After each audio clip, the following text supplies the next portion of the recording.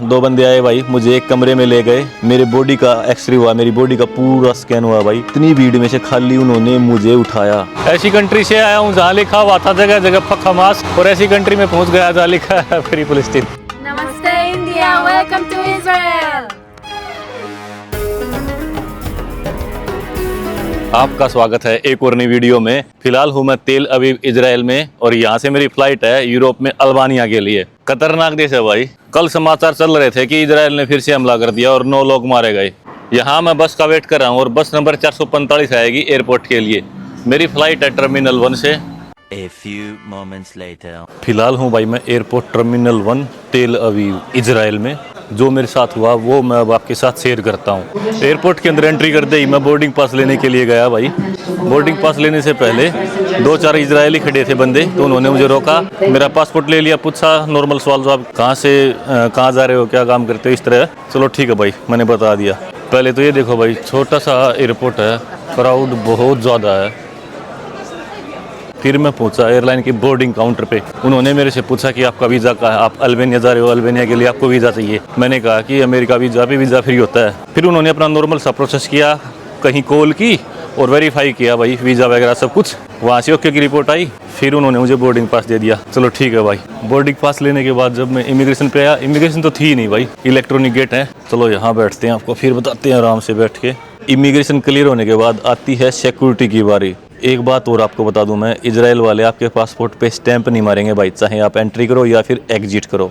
वो आपके पासपोर्ट पे एक छोटा सा पेज चिपका देते हैं भाई, उसके ऊपर ही स्टैंप मारते हैं। अब जब मैंने एग्जिट किया तो ये गेट था, तो वहाँ तो स्टैंप भी नहीं लगी। चलो अब वापस से आते मुद्दे पे। जैसे ही सिक्योरिटी के लिए मैं आगे बढ़ा, मैंने देखा बहुत सारी लाइनें लगी हैं, तो मुझे एक इंडियन महिला दिखी, होगी 50-55 साल की। मैं उसके पास गया, मैंने कहा इंडियन? वो बोली हाँ इंडियन। फिर मुझसे अच्छे से बात करने लगी, बोली मुझे काफ़ी साल हो गए यहाँ आए हुए। मैंने कहा ठीक है, अच्छी बात है। फिर मुझे कहती है कि आप साइड में चले जाओ। मैं बोला साइड में क्यों? बोलती है कि आप साइड में चले जाओ, आपके पास बंदे आएंगे, आपको चेक करेंगे। मैं हैरान हो गया भाई। एक बात याद रखना, कभी भी किसी भी एयरपोर्ट पे दुनिया में, या तो इंडियन इमिग्रेशन ऑफिसर हो, मतलब इंडियन बंदा हो, या कोई सिक्योरिटी में हो भाई, उसके पास कभी भी मत जाना, वो आपको अच्छे से रगड़ेगा। मैंने ये गलती कर दी थी, मैं नहीं चाहता कि आप ये करो। जैसे ही मैं साइड में गया, 2 बंदे आए भाई, मुझे एक कमरे में ले गए, मेरे जूते वगैरह उतरवा ली गई, और इतनी डीप स्कैनिंग हुई है भाई हर चीज की, जबरदस्त। मेरे बॉडी का एक्सरे हुआ, मेरी बॉडी का पूरा स्कैन हुआ भाई। मेरे बैग में जितने भी आइटम थे ना, सबको बाहर निकाल के उन्होंने मशीन से स्वाइप कर करके चेक किया है भाई, मतलब जबरदस्त। बहुत ज्यादा टाइम लगा दिया उन्होंने। चेकिंग वगैरह सब कंप्लीट हो गई थी भाई, उन्हें कुछ नहीं मिला मेरे बैग से या फिर मुझसे। जैसा कि मैंने शुरुआत में आपको दिखाया था, बहुत ज्यादा भीड़ एयरपोर्ट पे। ये देखो, इतनी भीड़ में से खाली उन्होंने मुझे उठाया, अकेले मुझे। उस चेकिंग रूम में मेरे सिवा और कोई नहीं था, मैं था और 2 ऑफिसर थे भाई। बड़ी डीप चेकिंग हुई है भाई, अच्छे से। मेरे पास कोकोनट ऑयल की छोटी बोतल थी भाई, 100 ml की, पर उसमें कोकोनट ऑयल तो लगभग ये लगा लो आधी भी नहीं थी, 50 ml से भी कम होगा। एक शैम्पू था 50 ml का, बिल्कुल छोटी बोतल थी, दोनों निकाल लिए। मैं बोला भाई इसको क्यों निकाल रहे हो? तो बोलते हैं कि नहीं आप नहीं लेके जा सकते, ये सिक्योरिटी प्रोटोकॉल है। मैं बोला यार इतने देश जा चुका हूँ, मैं आज तक कहीं नहीं निकाला गया, क्या बात करते हो? 100 ml का रूल है, मुझे पता है हर जगह 100 ml अलाउड है, आप यहाँ ऐसे कैसे? वो बोलता है 50 ml। मैं बोला ये तो 50 ml से भी कम बचा है। अगर आप ये चाहते हो मैं कोकोनट ऑयल वाली बोतल को फेंक दूं तो मैं फेंक दूंगा भाई, पर मेरे पास एक छोटी है डिब्बी, उसमें मैं इसको रिफिल कर लेता हूँ, आपकी भी संतुष्टि हो जाएगी। मुझे बोलता नहीं ऐसे नहीं होगा, ये नहीं। फिर मैं बोला चल जाने दे भाई, मैं यहाँ से यूरोप में जा रहा हूँ भाई, और यूरोप में काफी सर्दी है भाई, होठ वगैरह स्किन वगैरह आपकी फटती है भाई सर्दी में, आपको पता है। बकायदा मैंने ऑफिसर से सवाल भी पूछा कि इंडियन पासपोर्ट देख के मुझे साइड में ले जाया गया, मुझे यहाँ और कोई भी बंदा नहीं दिखा, खाली आप मुझे ही यहाँ लेके आए। आपको पता है एक्सरे करना बॉडी के लिए बहुत हानिकारक है, आपने मेरा एक्सरे भी किया। तो बोलता कि सिक्योरिटी प्रोटोकॉल है। भाई मैं समझता हूँ सिक्योरिटी प्रोटोकॉल है, पर यार अकेला मुझे ही क्यों? चलो भाई करो तुम्हारा पूरा प्रोटोकॉल, पूरी करो चेकिंग, ठीक है जैसा हो वैसा ठीक है भाई। अब थोड़ी देर में फ्लाइट के लिए बोर्ड करेंगे भाई, तिराना जाएंगे, अल्बानिया जाएंगे। मुझे पता है वहाँ भी मगजमारी होगी भाई इमिग्रेशन पे, नॉर्मल है भाई, हम लोग ही ऐसे हैं। ऐसे क्यों बोल रहा हूँ भाई? भाई मुझे पता है जाते हैं लोग और वापस नहीं आते, कंट्री में जाते हैं टूरिस्ट वीजा पे, वापस फिर जाते नहीं, तो इससे बैड इम्पैक्ट पड़ता है और ट्रेवलर्स पे भी बहुत बैड इम्पैक्ट पड़ता है। और इसमें यार मैं उनकी भी गलती नहीं मानता, हमारे देश के हालात ही ऐसे हैं भाई, सरकारें कुछ कर नहीं रही, बेरोजगारी बहुत ज्यादा हो रही है, अब बंदा क्या करे? आपने सुना होगा मरता क्या ना करता, तो मैं इसमें उन लोगों की भी गलती नहीं मानता। पेट पालने के लिए भाई पता नहीं क्या क्या करना पड़ता है इंसान को। जो भी हो हमें कबूल करना पड़ेगा कि हमारा देश गरीब है भाई, प्रति व्यक्ति आय बहुत कम है। जो भी है थोड़ी देर में फ्लाइट बोर्ड करते हैं और वहाँ एक बार फिर से जंग लड़नी पड़ेगी आगे जाके। ट्रेवलिंग का बस एक यही पार्ट थोड़ा दुखदाई है अपने लिए, बाकी तो भाई मजे हैं, इतना तो सह लेंगे, कोई बात नहीं है। पर आपको मैं इसलिए बता रहा हूँ कि आपको नॉलेज देना मेरा कर्तव्य है, ताकि कल को अगर आप किसी एयरपोर्ट पे जाओ, किसी कंट्री में जाओ, तो आपको पता होना चाहिए कि आपके साथ क्या होने वाला है। या फिर अगर आप ऑलरेडी जागरूक हैं तो आप अपना सारा कागज वगैरह पूरा रखोगे भाई। बोर्डिंग पास में लिखते हैं गेट नंबर 35, जो स्क्रीन है उस पर भी गेट नंबर 35 था, वो तो मैंने कुदरती देख लिया। दूसरी स्क्रीन में मैं आराम से निश्चिंत होके बैठा था। फिर मैंने होता चलो देखते हैं यार एक बार फिर से बोर्ड में, मैंने देखा तो गेट चेंज कर रखा। मैं बोला यार ये तो फ्लाइट निकल जाती। ये है अपनी फ्लाइट 10:10 पे तिराना जाएगी। यहाँ देखो न्यू गेट 41 गेट कर दिया।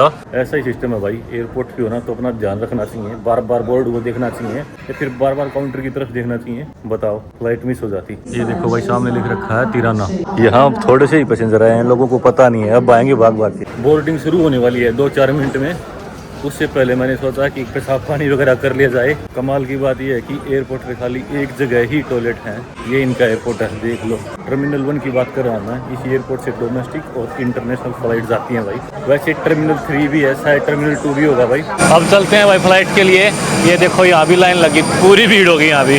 कुछ ऐसी एयरलाइन है भाई, देख लो, सिंपल सी है, नॉर्मल।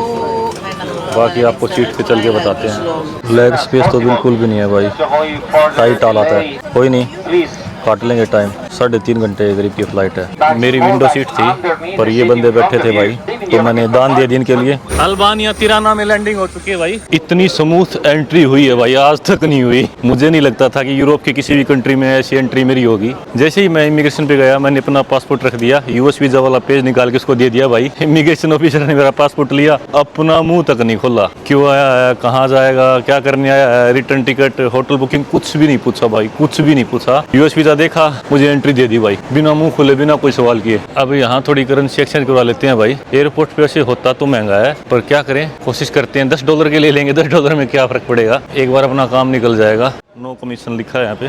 $10 के ले लिए भाई मैंने। अल्बानियन लेक वैसे तो 835 बन रहे थे, पर 810 दिए हैं। कोई दिक्कत नहीं, एयरपोर्ट पे आपको बताना थोड़ा बहुत, इसका कोई फर्क भी नहीं पड़ता। अल्बानिया की करेंसी इंडिया की करेंसी से काफी डाउन थी भाई, पर पिछले 1-2 साल से बराबर आ चुकी है। बराबर भी नहीं कहूंगा, बराबर से थोड़ी ऊपर जा चुकी है। चलो अब यहाँ से बस पकड़ते हैं और चलते हैं सिटी सेंटर में। आपको दिखाता हूँ मैं बिना टैक्सी के कैसे जाएंगे। इमिग्रेशन से काफी खुश हूँ भाई मैं, क्या VIP ट्रीटमेंट मिला। आपको बता दूं, मैं अल्बानिया पासपोर्ट होल्डर को अमेरिका जाने के लिए वीजा चाहिए, जो कि क्वाइट टफ है इन लोगों के लिए, पर इन्हें यूरोप के लिए वीजा नहीं चाहिए भाई।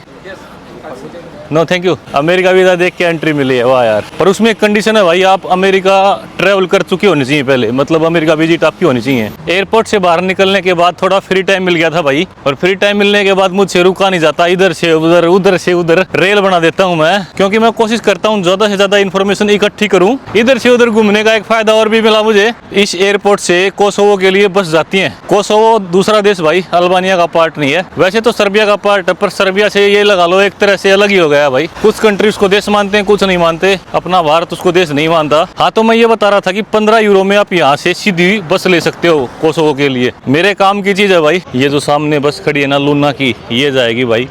Thank you thank you.